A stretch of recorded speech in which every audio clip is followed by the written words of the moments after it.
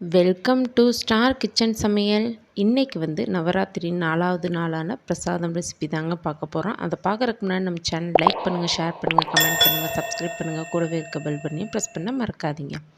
இன்றைக்கி 4வது நாளான மகாலட்சுமி தாயாருக்கு ரொம்பவே பிடித்த கதம்ப சாதமும் பச்சை பட்டாணியும் எப்படி செய்யலான்னு தாங்க பார்க்க போகிறோம். நவராத்திரி 4வது நாள் இந்த பிரசாதங்கள் தான் நம்ம நெய்வேத்தியமாக சுவாமிக்கு படைக்கணும். இப்போ அதை எப்படி செய்யலான்னு பார்க்கலாம். புழுங்கல் அரிசி 3 கப், 1 கப் அளவுக்கு துவரம்பருப்பு. இல்லைன்னா நீங்கள் பச்சரிசி செஞ்சும் இதே மாதிரியே சாப்பாடு செய்யலாம். நம்மளுக்கு என்னென்ன காய்கறிகள் வேணுமோ அதுக்கெல்லாம் நம்ம கட் பண்ணி எடுத்து வச்சுட்டு வெங்காயம் தக்காளியும் பொடியாக நறுக்கி எடுத்து வச்சுக்கலாம். இப்போ நம்ம இதை குக்கரில் தான் செய்ய போகிறோம். குக்கரில் 5 டேபிள் ஸ்பூன் அளவுக்கு நல்லெண்ணெய் சேர்த்துக்கோங்க. நல்லெண்ணெய் சேர்த்துட்டு இதில் 1 டேபிள் ஸ்பூன் அளவுக்கு கடுகு உளுந்து சேர்த்துக்க போகிறோம். இப்போ நம்ம காய்கறிகள் நாட்டு காய்கறிகள் என்ன வேணாலும் நம்ம இதில் சேர்த்துக்கலாம். அதே மாதிரி பயறு வகைகள் வேணாலும் இந்த சாதத்தில் நம்ம சேர்த்துக்கலாம். கடுகு உளுந்து சேர்த்துட்டோம். ஒரு 2 வரமிளகா கிள்ளி போட்டுக்கோங்க. இப்போ இதில் சிறிதளவு கருவேப்பிலையும் சேர்த்துக்கலாம். இதில் ஒரு அரை டேபிள் ஸ்பூன் அளவுக்கு பெருங்காயத்தூள் சேர்த்துக்கோங்க. சேர்த்துட்டு பொடியாய் நறுக்கி இருக்கக்கூடிய வெங்காயத்தையும் இதில் சேர்த்துக்கலாம். நான் ஒரு 2 வெங்காயம் பொடியாக நறுக்கி வச்சுருக்கேன், பெரிய வெங்காயம். வெங்காயம் சேர்த்துட்டு நீங்கள் நல்லா வணக்கி விடுங்க. நல்லா வணங்கினதுக்கப்புறம் பொடியாக நறுக்கி இருக்கக்கூடிய 2 தக்காளியை நம்ம இது கூட சேர்த்துக்க போகிறோம். இப்போ பார்த்திங்கன்னா நான் என்னென்ன காய்கறி எடுத்திருக்கேன்னா முருங்கைக்காய், கேரட், பீன்ஸ், அவரைக்காய், கத்திரிக்காய், நூக்கல், இது மாதிரி எல்லா காய்கறிகளுமே நான் எடுத்திருக்கேன். நீங்களும் உங்களுக்கு பிடித்தமான காய்கறிகள் எல்லாத்தையுமே நீங்கள் எடுத்துக்கலாம். இது கூட நீங்கள் காராமணி, கொண்டக்கடலை, இது மாதிரி நீங்கள் பயிறு வகைகளை வேணாலும் இது கூட சேர்த்துக்கலாம்.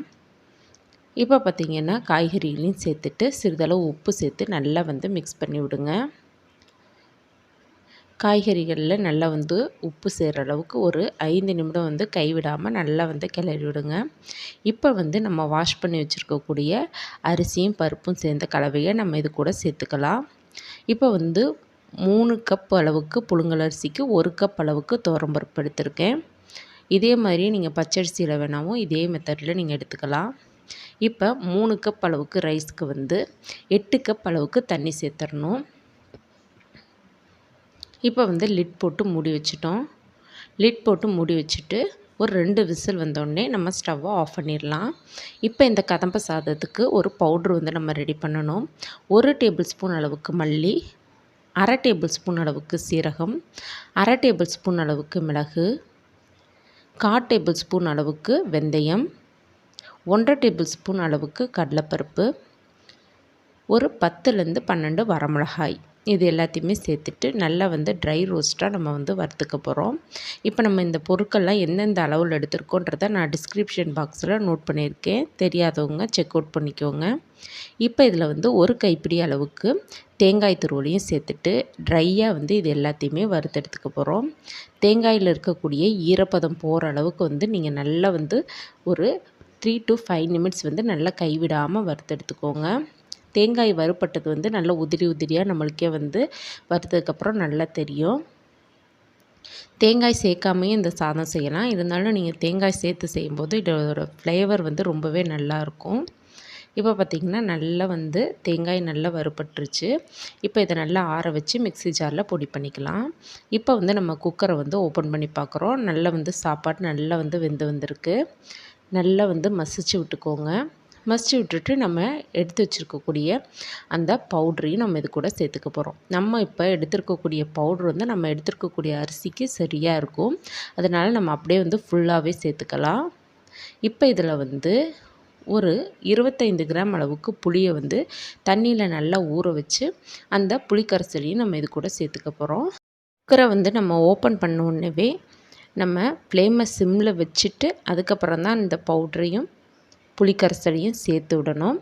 நம்ம அடுப்புலேருந்து இறக்குனதுக்கப்புறம் மறுபடியும் அடுப்பில் வச்சுட்டு தான் நம்ம சிம்மில் வச்சுட்டு இந்த பொடியும் புளிக்கரைசலையும் சேர்த்து கொத்தமல்லியும் தூவி நல்லா ஒரு 3 மினிட்ஸ் நல்லா மிக்ஸ் பண்ணி விட்டுட்டு அதில் 1 டேபிள் ஸ்பூன் அளவுக்கு நல்ல நெய் சேர்த்துக்கோங்க. உங்களுக்கு எந்த அளவுக்கு நெய் வேணுமோ அந்த அளவுக்கு சேர்த்திங்கன்னா ரொம்ப டேஸ்ட்டாக இருக்கும் நம்ம செய்யக்கூடிய இந்த கதம்ப சாதம். நல்லா மிக்ஸ் பண்ணி விட்டுட்டு நம்ம இப்போ குக்கரை கீழே இறக்கி வச்சுக்கலாம். இப்போ வந்து நம்ம பச்சை பட்டாணி சேர்ப்போம். பச்சை பட்டாணிக்கு வந்து 1 டேபிள் ஸ்பூன் அளவுக்கு மல்லி எடுத்துக்கோங்க, 1/4 டேபிள் ஸ்பூன் அளவுக்கு சீரகம், ஒரு 3 வரமிளகாய். இதை வந்து ட்ரை ரோஸ்ட் பண்ணிவிட்டு நல்லா வந்து மிக்ஸி ஜாரில் பொடி பண்ணி எடுத்து வச்சுக்கோங்க. பச்சை பட்டாணியை ஒரு 8 மணி நேரம் அளவுக்கு ஊற வச்சுட்டு ஒரு 3 விசில் விட்டு உப்பு சேர்த்து நல்லா வந்து வேக வச்சு தண்ணி வடித்து எடுத்து வச்சுக்கோங்க. இப்போ வந்து பேனில் 1 டேபிள் ஸ்பூன் அளவுக்கு நல்லெண்ணெய் சேர்த்துப்போம். வந்து நல்லா காஞ்சதுக்கப்புறம் இதில் கடுகுளுந்தியும் சேர்த்துப்போம். கடுகுளுந்தியும் இதில் சேர்த்துட்டோம். கடுகுளுந்து நல்லா பொரிஞ்சதுக்கப்புறம் இப்போ நம்ம வேக வச்சு தண்ணி வடித்து வச்சுருக்கக்கூடிய பச்சை பட்டாணியை நம்ம இது கூட சேர்த்துக்க போகிறோம். இப்போ வந்து இதில் நம்ம பச்சை பட்டாணியை சேர்த்துட்டு வந்து நல்லா வந்து மிக்ஸ் பண்ணி விடுங்க. அந்த எண்ணெயோட நல்லா வந்து பச்சை பட்டாணி வந்து நல்லா ஒரு 3 மினிட்ஸ் நல்லா மிக்ஸ் பண்ணி விட்டுட்டு அதுக்கப்புறம் நம்ம வச்சுருக்கக்கூடிய பவுடரையும் இது கூட சேர்த்துட்டு நல்லா வந்து மிக்ஸ் பண்ணி விடுங்க. இந்த பச்சை பட்டாணிக்கு நம்ம நுணுக்கி வச்சுருக்கக்கூடிய இந்த பவுட்ரு வந்து நல்ல ஒரு ஃப்ளேவரையும் நல்ல ஒரு டேஸ்ட்டையும் கொடுக்கும். இப்போ இதில் வந்து துருவி வச்சுருக்கக்கூடிய தேங்காய் துருவலையும் சேர்த்து நல்லா வந்து மிக்ஸ் பண்ணி விடலாம். இது கூட பொடியாக நறுக்கிய கொத்தமல்லியும் சேர்த்துக்கலாம். சேர்த்துட்டு நல்லா மிக்ஸ் பண்ணி விட்டோம்னா நம்மளுடைய பச்சை பட்டாணி ரெடி ஆயிடுச்சுங்க. சேனலில் நவராத்திரியின் 9 நாளுக்கான 9 விதமான பிரசாதமும் சுண்டலும் செஞ்சு காமிக்கிறோம். பார்க்காதவங்க கண்டிப்பாக அதையும் பாருங்கள். இதை எல்லாத்தையும் செஞ்சு பார்த்துட்டு உங்கள் ஃபீட்பேக் கமெண்ட்டை சொல்லுங்கள். தேங்க்யூ.